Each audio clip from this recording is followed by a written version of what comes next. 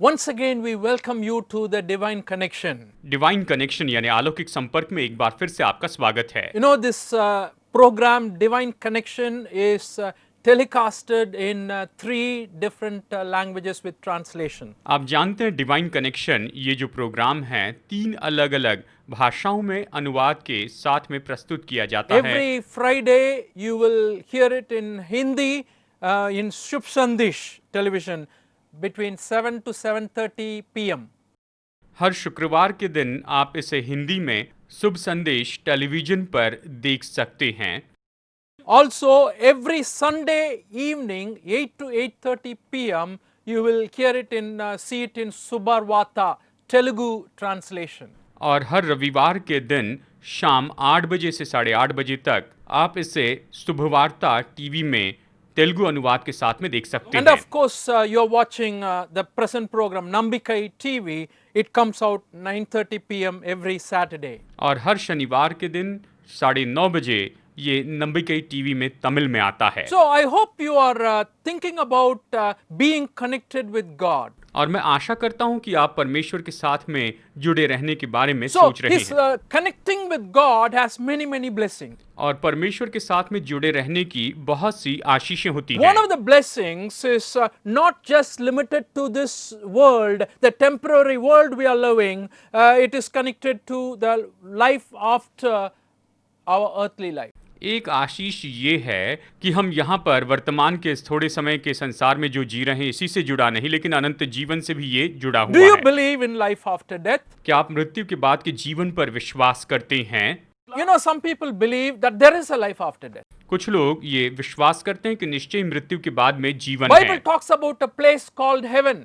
Bible स्वर्ग नाम की जगह के बारे में हमें बताती है। I don't know whether you believe in heaven. मुझे पता नहीं कि आप स्वर्ग पर विश्वास करते हैं या Some नहीं। people believe, some people don't. कुछ लोग विश्वास करते हैं और कुछ लोग नहीं। But the longing for afterlife is always there in every human being. लेकिन हर एक मनुष्य में मृत्यु के बाद के जीवन के बारे में इच्छा या कामना तो रहती ही है। I have referred to this verse already in my former sermon as well in Ecclesiastes chapter 3. He has set eternity in their heart. और मैंने अपने पिछले संदेशों में भी सभोपदेशक अध्याय 3:11 से बताया कि उसके दिल में अनंत So काल है। definitely there is a place we will go to after we die. निश्चय ही हमारे मरने के बाद में हम एक जगह पर जाएंगे। Some people will go to be with God, some people will be separated from God. कुछ लोग तो परमेश्वर के साथ हमेशा रहने के लिए जाएंगे, तो कुछ लोग परमेश्वर से दूर किए जाएंगे। And this distinction will be made based on their decision while they were living on this earth. और ये जो फर्क है इस पृथ्वी पर उनके जीने के द्वारा निश्चित किया जाएगा। So not only there is a place, but how the life is going to be in that place is written in the word of God. और इसलिए केवल उस जगह के बारे में ही नहीं, लेकिन उस जगह पर जीवन कैसा होगा ये वचन में हमें बताया You गया know why है। it is written? ये क्यों लिखा गया है? So that we can long for it. ताकि हम उसकी कामना कर सके। We like it. हमें वो पसंद है, हमें ये बहुत ही पसंद Oh, है। we will prepare ourselves well. तो हम खुद को अच्छे से तैयार करते We हैं। will make others also to prepare. तैयारी के लिए हम दूसरों की भी मदद करते These are हैं। some of the reasons it is written. यही कुछ कारण है जिसके लिए लिखा You गया know, है। earthly blessings are good, पृथ्वी की जो आशीषें ये अच्छी हैं, but much more than these blessings, God has promised to give us the canon, the eternal home for each of us. लेकिन इससे भी बढ़कर परमेश्वर ने हम में से हर एक से प्रतिज्ञा की है कि वो हमें अनंत काल का घर देने वाले हैं। You know, when God called this father of faith, Abraham, in the Old Testament, he said, "Come and go to the land I will show you, a land flowing with milk and honey." जानते हैं जब पुराने नियम में परमेश्वर ने विश्वास के पिता अब्राहम को बुलाया तो कहा कि तू आ और मैं तुझे ऐसे देश में लेकर जाऊंगा जहां पर दूध और मधु की धाराएं बहती हैं। He said, "I will give you that land." उसने कहा कि मैं तुझे वो देश दूंगा। But Bible very clearly tells us that they went to that place somehow. They lived in that place after living in tents for so many years. Some of them died without seeing that place. Bible हमें स्पष्ट रूप में बताती है कि वो उस जगह पर गए। कुछ लोग वहां जाने के लिए इतनी लंबी यात्रा किए और कुछ लोग तो उस जगह पर मर भी गए। You know, one reason that is given for that is they were longing for a better place. और इसके लिए एक कारण दिया गया है, जानते हैं कि वो तो उत्तम जगह की कामना करते थे, वो तो चाहते थे कि उन्हें उत्तम भूमि मिले। If you turn your Bibles to the book of Hebrews chapter 11 verses 13 to 16. अगर आप इब्रानियों की किताब अध्याय 11 वचन 13 से 16 तक देखते And हैं, it says many of them were, dying. Actually, they died. It says all these people were still living by faith when they died. They did not receive things promised. They only saw them and welcomed them from a distance. And they admitted that they were aliens and strangers on earth. People who say such things show that they are looking for a country of their own. If they had been thinking of the country they had left, they would have had opportunity to return. Instead, they were longing for a better country, a heavenly one. Therefore, God himself is not ashamed to be called their God, for he has prepared a city for them. वचन 13 से 16, ये सब विश्वास ही की दशा में मरे और उन्होंने प्रतिज्ञा की हुई वस्तुएं नहीं पाई, पर उन्हें दूर से देखकर आनंदित हुए और मान लिया कि हम पृथ्वी पर परदेसी और बाहरी हैं। जो ऐसी बातें कहते हैं वे प्रकट करते हैं कि स्वदेश की खोज में हैं, और जिस देश में से वे निकल आए थे यदि उसकी सुधि करते तो उन्हें लौट जाने का अवसर था, पर वे एक उत्तम अर्थात स्वर्गीय देश के अभिलाषी हैं। इसलिए परमेश्वर उनका परमेश्वर कहलाने में उनसे नहीं लजाता, क्योंकि उसने उनके लिए एक नगर तैयार किया है। इस तरह ये कहता What है। I want you to notice in this passage is these people were longing for a better country.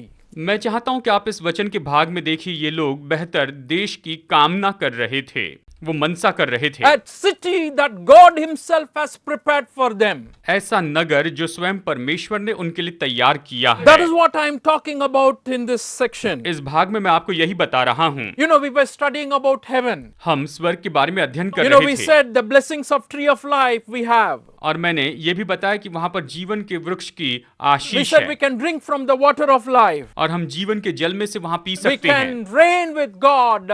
In the last message we meditated that, that privilege will be given to us in heaven. पिछले संदेश में मैंने आपको बताया कि हमें सौभाग्य दिया जाएगा कि हम परमेश्वर के साथ राज्य करें। Somehow or the other, I want you to get this idea that God has prepared us for a better country, a better place. आप इस संदेश को ले लीजिए कि परमेश्वर ने हमारे लिए उत्तम देश और उत्तम जगह तैयार करके रखी हुई है। You know why? जानते हैं क्यों? Oh, this place we're not satisfied with. क्योंकि हम इस वर्तमान की पृथ्वी में, संसार में संतुष्ट नहीं हैं। Oh, filled with lots of problems. क्योंकि ये पृथ्वी तो बहुत सी समस्याओं से भरी है, So much of evil. इसमें बहुत सी बुराई है, So much of fights, quarrels, jealousy, wars, everything is going on. इसमें बहुत सी लड़ाई झगड़ा और जलन और युद्ध हो रहे हैं, मुश्किलें हैं। Oh, generally and naturally you feel, oh, it is better if there is any other place where I can live in peace. स्वाभाविक रूप में आप इस तरह से महसूस कर सकते हैं कि हाँ, कोई इससे बेहतर जगह हो जहां पर मैं शांति से रह सकता हूं। C.S. Lewis puts it this way. C.S. Lewis ने इसे इस तरह से कहा है। He says, if we find ourselves with the desire that nothing in this world can satisfy, the most probable explanation is that we were made for another world. उन्होंने कहा कि अगर हमारे अंदर ये इच्छा दिखाई देती है कि हम इस संसार में संतुष्ट नहीं हैं, तो इसके लिए पूरी संभावना है कि हम एक दूसरे संसार के लिए बनाए गए हैं। Yes, we are prepared for a world that is to come. हाँ, हम तो आने वाले उस संसार के लिए तैयार किए गए हैं। You know, I told you Jesus was preparing a place for us. मैंने कहा कि यीशु हमारे लिए जगह तैयार कर रहे हैं। Sometimes we think this world or this earth is the best place. हम ये सोचते हैं कि ये संसार, ये जगह तो सबसे You उत्तम know, जगह है। sometimes we see buildings and say, oh, what a grand building, what a big house it is. कई बार हम कहते हैं ये कितनी बड़ी बिल्डिंग है, कितना आलीशान घर है। And when I was small, I always remember talking about LIC. People talk about LIC. जब मैं छोटा था तब लोग चेन्नई के LIC की बिल्डिंग के बारे में बात करते थे। In Chennai Mount Road, that building is there. Chennai के माउंट रोड पर ये बड़ी बिल्डिंग है। It is still there. ये बड़ी बिल्डिंग अभी When भी I है। was small, people were talking about, oh, LIC building is very tall. 15 floors are there now. जब मैं छोटा था तो लोग कहते थे LIC बिल्डिंग बहुत बड़ी है, 15 मंजिला बिल्डिंग है। So at that time it was amusing to us. क्योंकि उस समय ये तो हमारे लिए चौंकाने वाली बात But थी। now that is not the case. There are many other buildings, bigger buildings that has come. लेकिन अभी ऐसी बात नहीं, इससे भी बड़ी बड़ी बिल्डिंगें बन गई हैं। So when I'm talking about God is preparing a building for us, God is preparing a place for us, you might want to know how big it is, how wonderful it is, how great it is. तो जब मैं कहता हूं कि परमेश्वर हमारे लिए जगह तैयार कर रहे हैं, बिल्डिंग बना रहे हैं, तो आपको जानने की इच्छा होगी कि ये In कितनी बड़ी है। India, in the city of Mumbai, there's a house by the name of Antilia, which is belonging to Mukesh Ambani. They say that has the biggest area. Bharat में मुकेश अंबानी की एंटेलिया नाम की बिल्डिंग है और कहा जाता है कि वो सबसे बड़ी ऐसी बिल्डिंग Oh, they है। are built very well. उन्होंने बहुत ही सुंदर तरीके से इसे बनाया Very है। spacious with all the comforts possible. हर एक सुविधा वहां पर रखी गई है और आलीशान ऐसा घर बनाया You गया know, last है। year we had an alumni reunion in Jaipur. पिछले साल हमारा अलुमिनाई रीयूनियन था जयपुर में, And when we went to Jaipur, we had the opportunity to see some palaces the kings lived. और जयपुर में हमें अवसर मिला कि हम राजा के महल देख सकें। Oh, we were amazed to see how they built their homes, how to be very cool and to have this bathroom and to have this and that. So much of facility hundreds of years ago. और हम इस बात को देखकर चकित हो गए कि उन्होंने इतने बड़े बाथरूम और इतनी सारी सुविधाएं सैकड़ों साल पहले ही बनाई। But this place, what God is preparing for us, is something amazing, something that is wonderful, and I want to share with you about that after the music break. परमेश्वर ने हमारे लिए ये जो जगह बनाई है ये बहुत ही अद्भुत है। इसके बारे में मैं संगीत के ब्रेक के बाद आपको बताऊंगा। And how we are going to enjoy in that place. हम उस जगह पर कैसे आनंद उठाएंगे इसके बारे में भी What is बताऊंगा। going to be our role there? वहां पर हमारी भूमिका क्या होगी, What does the Bible say about it? Bible स्वर्ग के बारे में क्या Oh, कहती imagine है, about it. Think about it. इसके बारे में जरा कल्पना कीजिए। No problem. कोई समस्या नहीं, There is nothing wrong in imagining. कल्पना करने में कुछ भी गलत नहीं है, But imagine only good things. केवल अच्छी चीजों की ही कल्पना कीजिए। So, as we take this music break, copy down our addresses and phone numbers. Feel free to connect with us. Send us an email, which is always better for us, to reply in time. And we will be able to clarify your doubts and questions. जैसे आप ये संगीत सुन रहे हैं, हमारा संपर्क का number और ईमेल कॉपी कर लीजिए, हमें ईमेल भेजिए, हम बहुत ही जल्दी इसके लिए आपको प्रत्युत्तर देंगे। After a short music break, we'll be back soon. Music के छोटे ब्रेक के बाद हम लौट कर आएंगे। We welcome you after the music break, and I hope you enjoyed that music. संगीत के ब्रेक के बाद आपका फिर से स्वागत है। मैं आशा करता हूं कि आपने संगीत का आनंद We उठाया। were talking about life in heaven हम स्वर्ग में जीवन के बारे में चर्चा कर रहे थे and how glorious it will be. और ये कितना महिमामय होगा ये देख रहे There थे। is a section of passage from the New Testament, which is the last book in the New Testament, I want to dwell on to explain about how our life will be. नए नियम की आखिरी किताब है, ये तो बहुत ही अद्भुत किताब है। आज इसके वचन में से हम देखने वाले In हैं। the 7th chapter, in the book of Revelation, verses 9 to 11. प्रकाशित वाक्य अध्याय 7 वचन 9 से 11 में हम देख सकते हैं। It says, After this I looked, and there before me was a great multitude that no one could count, from every nation, tribe, people, and language, standing before the throne and in front of the Lamb. They were wearing white robes and were holding palm branches in their hands, and they cried out in a loud voice, Salvation belongs to our God who sits on the throne and to the Lamb. All the angels were standing around the throne and around the elders and the 4 living creatures. They fell down on their faces before the throne and worshipped God. इसके बाद मैंने दृष्टि की और देखो, हर एक जाति और कुल और लोग और भाषा में से एक ऐसी बड़ी भीड़ जिसे कोई गिन नहीं सकता था, श्वेत वस्त्र पहने और अपने हाथों में खजूर की डालियां लिए हुए सिंहासन के सामने और मेमने के सामने खड़ी है और बड़े शब्द से पुकार कर कहती है, उद्धार के लिए हमारे परमेश्वर का जो सिंहासन पर बैठा है और मेमने का जय जयकार हो। और सारे स्वर्गदूत उस सिंहासन और प्राचीनों और चारों प्राणियों के चारों ओर खड़े हैं। फिर वे सिंहासन के सामने मुंह के बल गिर पड़े और परमेश्वर को दंडवत करके कहा, यानी उन्होंने परमेश्वर के सामने दंडवत किया। Apostle John here was given a picture of what heaven will be like. प्रेरित यूहन्ना हमें एक चित्र दे रहा है कि स्वर्ग When कैसे he होगा। saw in the vision, he saw heaven and the throne of God. उसने दर्शन में स्वर्ग और परमेश्वर के सिंहासन को देखा। There are two important groups of people I want to separate and show you. मैं यहाँ पर आपको लोगों के दो समूह को And the बताना first चाहता हूँ। crowd is 1,44,000 people from the tribes of Israel, from the 12 tribes of Israel. इसमें पहला जो समूह है वो 1,44,000 लोगों का है जो इसराइल के 12 गोत्र से होंगे। ये 1,44,000 लोगों He का is समूह talking है। about another category of people, consist of people from other tribes, nations, language. It says who are countless. और यहाँ पर वो दूसरे समूह के बारे में कहता है कि इसमें ऐसे लोग हैं जो अलग अलग देशों से अलग अलग भाषा के हैं और ये बहुत बड़ी भीड़ Imagine है। they're all standing before the throne of God.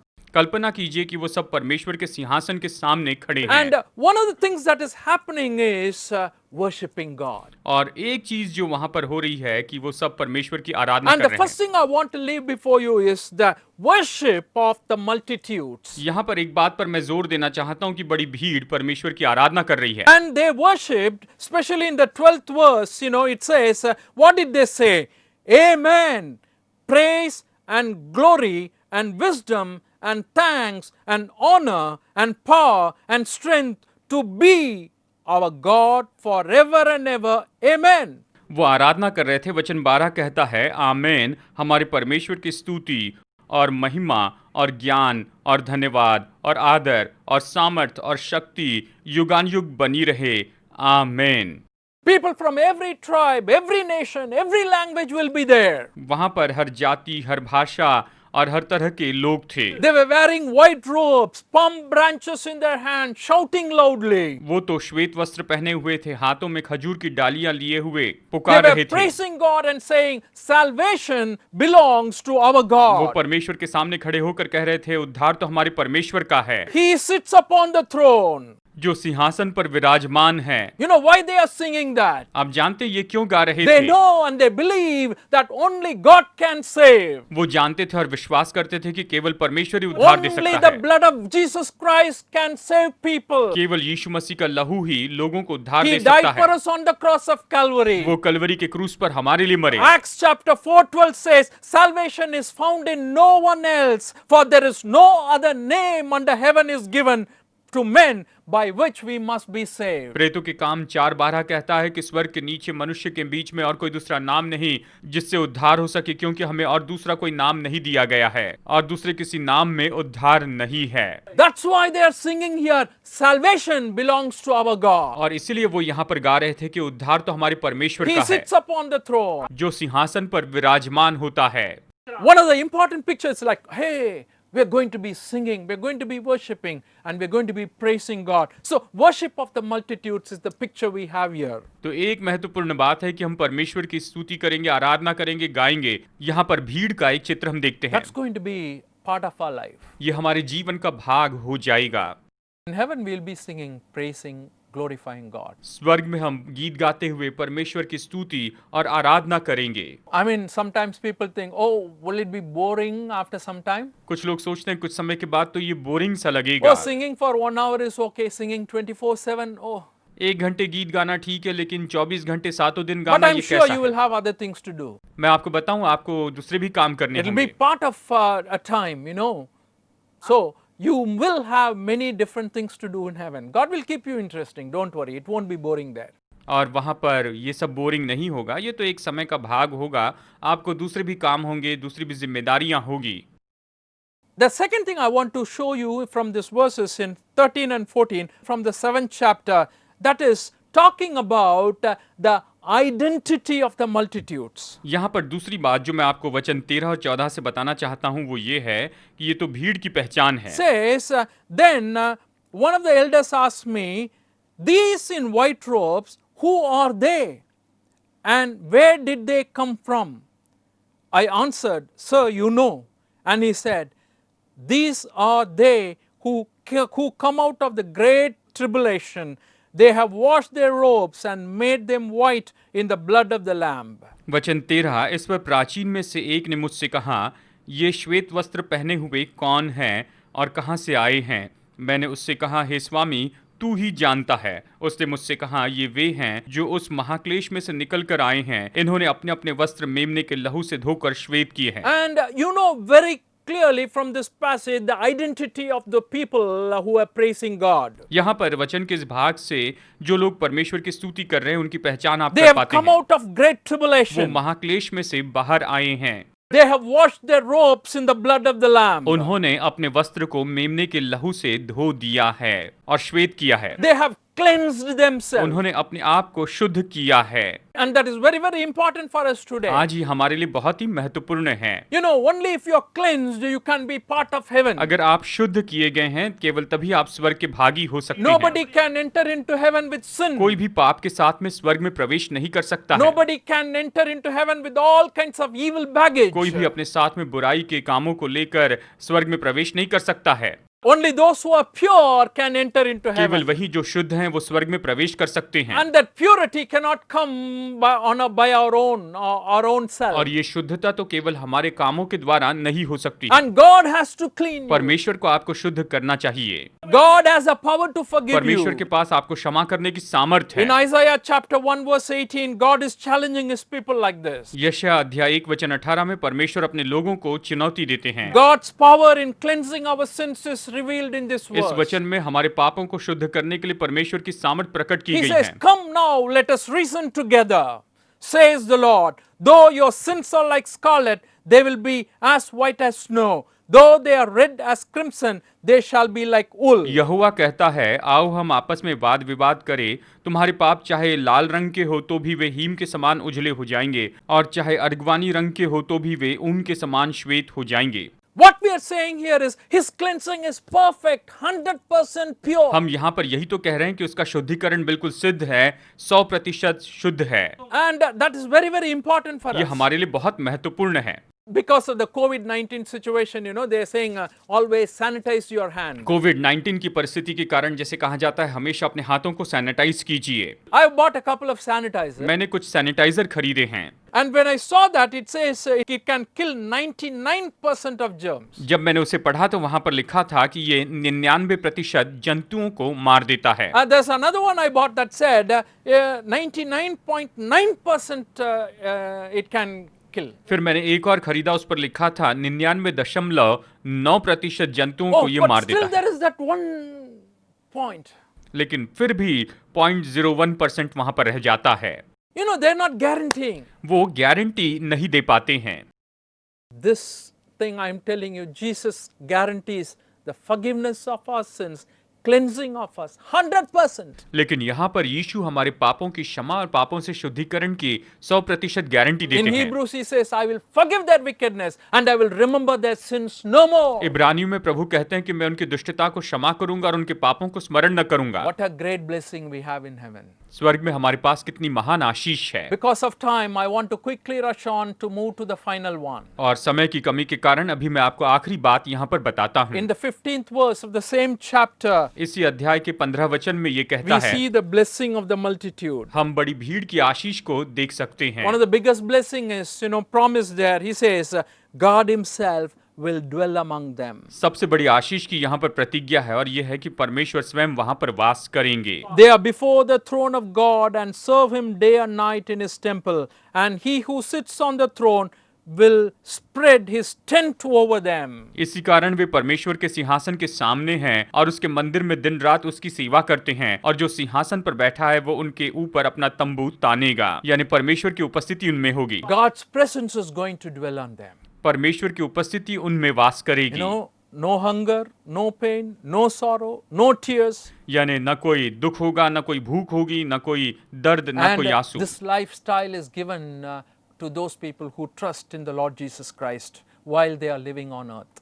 ये जीवन शैली उन लोगों को दी गई जो कि इस पृथ्वी पर रहते हुए प्रभु यीशु मसीह पर विश्वास करते हैं। Heaven is a gift of God that is possible because of the sacrifice Jesus made on the cross of Calvary. स्वर्ग तो परमेश्वर का वरदान है, और ये तो कलवरी के क्रूस पर यीशु मसीह के बलिदान के कारण ही संभव हो सका He है। suffered, died and rose again on the third day. प्रभु यीशु ने दुख उठाया, वो मरे और तीसरे दिन जी And उठे। it is possible for us to enter into heaven. और इस कारण अब हमारे लिए संभव है कि हम स्वर्ग में प्रवेश करें। You know, another beautiful privilege that we are offered in the Bible, that is in the New Testament, 1 Corinthians 6:19. Do you not know that your body is a temple of the Holy Spirit who is living in you, whom you have received from God? You are not your own, you were bought at a price, therefore honor God with your body. देखिए, पहला कुरिन्थियों 6:19 कहता है कि हमें एक और आशीष मिली है। क्या तुम नहीं जानते कि तुम्हारी देह पवित्र आत्मा का मंदिर है, जो तुम में बसा हुआ है और तुम्हें परमेश्वर की ओर से मिला है, और तुम अपने नहीं हो, क्योंकि दाम देकर मोल लिए गए हो। And this presence of God is possible even when you are living as God's child in this world today, right now. अभी इस समय जैसे आप संसार में परमेश्वर की संतान के रूप में जी रहे हैं, तो ये आपके लिए Lot संभव of है। blessings to come. Think about it, imagine about it, be happy about it. There is much more thing God is preparing for us. निश्चय बहुत सी आशीषें आने वाली हैं, आप उसके बारे में कल्पना कीजिए, उसके बारे में सोचिए। परमेश्वर हमारे लिए बहुत कुछ तैयार You कर रहे हैं। can become the part of this great multitude. आप भी इस बहुत बड़ी भीड़ के भाग हो सकती हैं। If you choose to believe and accept the Lord Jesus Christ as your Savior. यदि आप चुनाव करते हैं कि आप विश्वास करें और यीशु को अपना उद्धारकर्ता स्वीकार करें, तो आप इसके भागी हो May सकते हैं। God bless you and your family today. परमेश्वर आज आपको और आपके परिवार को बहुतायत से आशीष दे। Amen. आमीन।